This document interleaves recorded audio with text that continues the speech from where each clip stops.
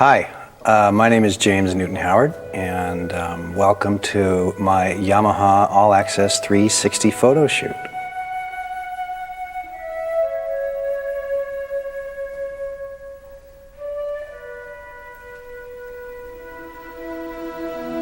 I think I have an ability, and I think most good film composers have an ability to immediately react emotionally to the core and the tone of what the movie is about. Even if you don't know the exact notes, I know immediately how that music's supposed to feel. I can't describe it, but I know when I write it that I've done the right thing. I know how it's supposed to feel. If I don't know how the music's supposed to feel in a movie, then I'm in trouble.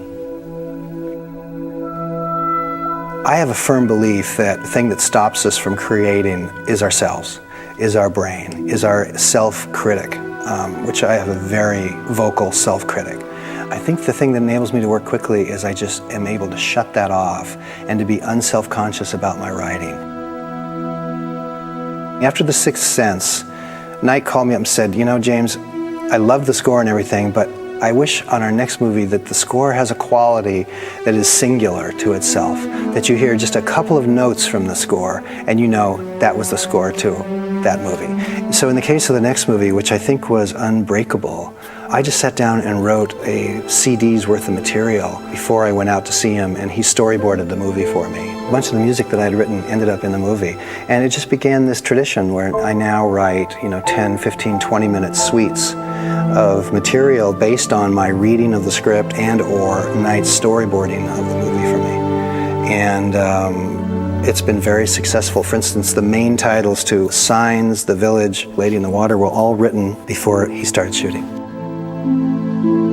Well, what I'm striving for is for every score to be the best score I've ever written. I can't do it otherwise. I feel it's incumbent upon me with all the wonderful opportunities I've had and the great life that I live, where I get to walk into my beautiful studio and compose music for a living, that the one thing I have to do is to be faithful and as honest and work as hard as I possibly can for the sake of music. And if I do that, then the rest of it seems to kind of fall into place. If I'm skimping on the music, it won't work out. I've been involved with Yamaha gear since, I guess, '82.